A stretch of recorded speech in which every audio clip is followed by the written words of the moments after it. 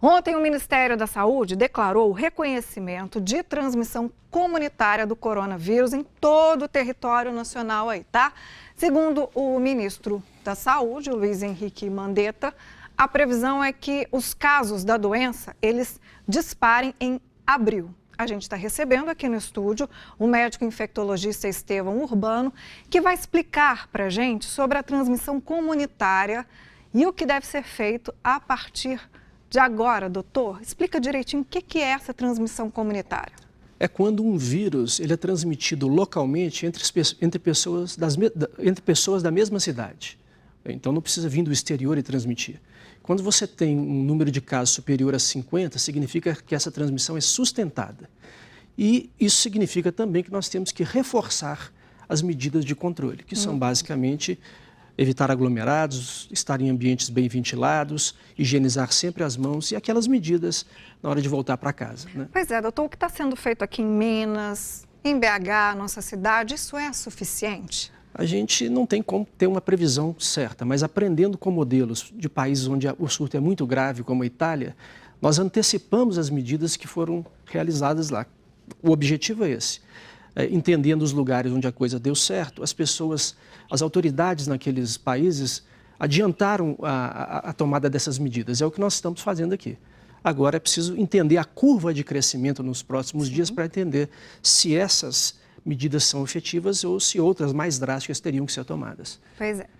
E, gente, olha, especialistas apontam que se os números de casos de coronavírus continuarem subindo, o sistema de saúde pode entrar em colapso. É o que a gente tem falado o tempo todo. As redes privadas e públicas não teriam condições de absorver tantos pacientes em tão pouco tempo. O Odilon Amaral, que está trabalhando de casa, está em home office, fez essa reportagem que a gente vai ver agora. O ministro da Saúde, Luiz Henrique Mandetta, já sinalizou que a previsão é de que os casos da doença devem disparar em abril e o sistema de saúde entrar em colapso. São 50 milhões de pessoas no sistema de saúde suplementar.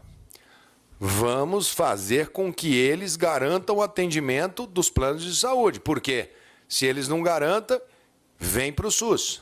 Em entrevista por videoconferência, a professora do Departamento de Ciências Econômicas da UFMG, Mônica Viegas, destacou que os grandes problemas vão ser a estrutura dos sistemas públicos e privados e por quanto tempo elas serão ocupadas.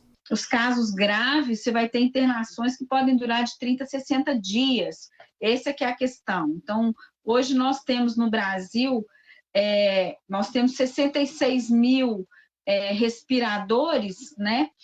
44 mil no SUS, e obviamente que você vai pensar o quê? 66 mil respiradores não podem estar sendo utilizados todos para coronavírus, né? Porque você tem alguns pacientes que estão aí, que estão em leitos UTIs, que estão utilizando isso, que estão entubados. É isso que o ministro está colocando, né? Ou seja, ele está estimando que em abril a gente estaria com esse colapso, eu imagino um pouco, exatamente pelo número de leitos UTI e o número de respiradores que é limitado no Brasil. Cada vez mais, a cada dia, são importantes os cuidados básicos de higiene, de lavar bem as mãos com frequência e de ficar em casa. A gente precisa entender que a gente ainda tem tempo para controlar essa contaminação com esse confinamento, com esse isolamento social, né? Então, assim, essas projeções são com o que está sendo feito e, na verdade, o isolamento começa agora.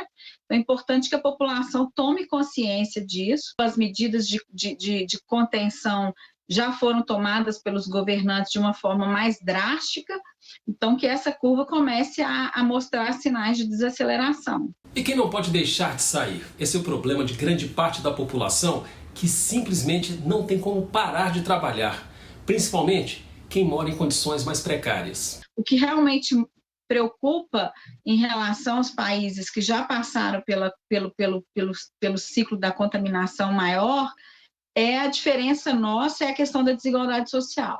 Então, como é que isso vai reverberar nessa população que tem condições muito precárias de saneamento, que tem condições de habitação que é quase impossível sem pensar no isolamento social, né? Se pensar em um isolamento domiciliar, no caso de uma contaminação, ou até mesmo de uma identificação de contaminação, isso precisa ser tratado do ponto de vista do sistema.